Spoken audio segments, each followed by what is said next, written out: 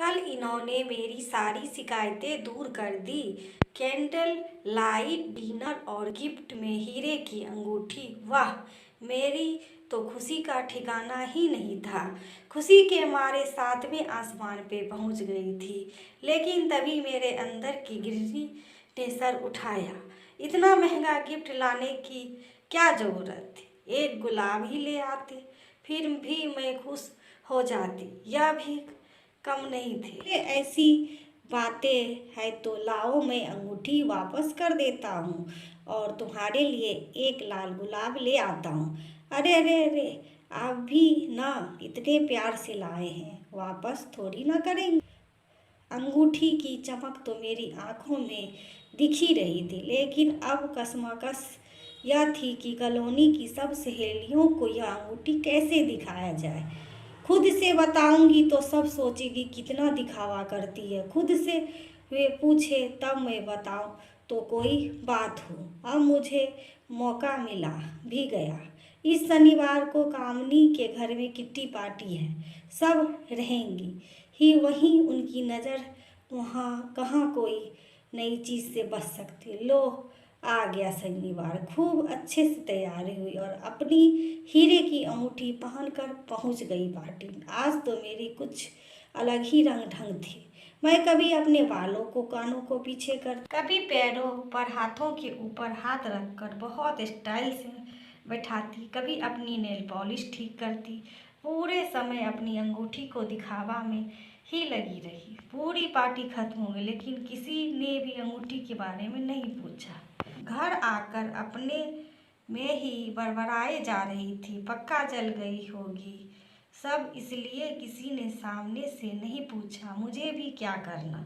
मैं तो खुश हूँ, जलने दो उन सबको। कुछ दिनों बाद मुझे एक और मौका सबको अंगूठी दिखाने का। हमें एक शादी में जो जाना था। वैसे आजकल का समय तो ऐसा नहीं था कि असली जेवर पहनकर शादी में जाए। मैंने अपनी आजकल का समय तो ऐसा नहीं है कि असली जेवर पहनकर शादी में जाया जाए, तो मैं अपनी सब आर्टिफिशियल जेवर ही पहने। लेकिन मेरे हीरे की अंगूठी के मुंह से मैं ना बच पाई और पहुंच गए हम लोग शादी में। पूरे फंक्शन मैंने दिखावे का कोई मौका नहीं छोड़ा। फंक्शन खत्म हुआ और रात में ही हम बाइक से घर वापस आने लगे। जैसे ही थोड़ा सुनसान रास्ता शुरू हुआ तो दो लोगों ने मेरा रास्ता रोक लिया और मेरे गर्दन में चाकू रख दिया। उन्होंने हमसे सारा कैश जेवर निकालने को बोला, लेकिन जेवर तो सब आर्टिफिशियल थे और कैश भी ज़्यादा नहीं मिला उन्हें हमारे पास से। इसलिए मूड खराब हो गया उनका और मुझ पर पकड़ मजबूत करा। वो इनमें से सामान मांगने लगे। डर के तुरंत ही बोल पड़े, यह लीजिए आप लोग, हीरे की अंगूठी है, इसके सिवा हम लोगों के पास कुछ भी नहीं है और प्लीज़ हमें जाने दें। खैर किसी तरह से वहाँ से जान बचाकर भागे हम लोग और जल्द ही पूरी कॉलोनी में आग की तरफ बात फैल गई। दूसरे दिन आने जाने वालों का तांता लग गया। सब हमसे पूछते क्या हुआ, कैसे हुआ, कौन लोग थे, क्या क्या गया आपका। और मैं सबको रो रो के बताती मेरी हीरे की अंगूठी ले गए। मुँहे चोर मन में सोचती, बताओ अंगूठी दिखाने के लिए क्या क्या नहीं किया और अब सबको इस तरह से खबर देनी पड़ रही है उसके जाने के बाद। लेकिन इस घटना का मुझ पर जोरदार असर हुआ था। दिन भर अपनी खाली अंगुली को निहारती और अफसोस करती।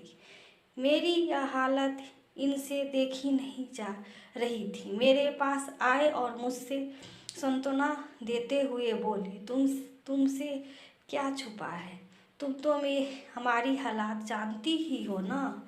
इतना आमदनी कहाँ मेरी जो तुम्हारे लिए हीरे की अंगूठी ला देता। इसलिए तुम्हारा मन रखने के लिए मैं आर्टिफिशियल अंगूठी ला कर दी थी जो चले गई। भगवान चाहेगा तो तुम्हें पक्का असली हीरे की अंगूठी ला के दूंगा।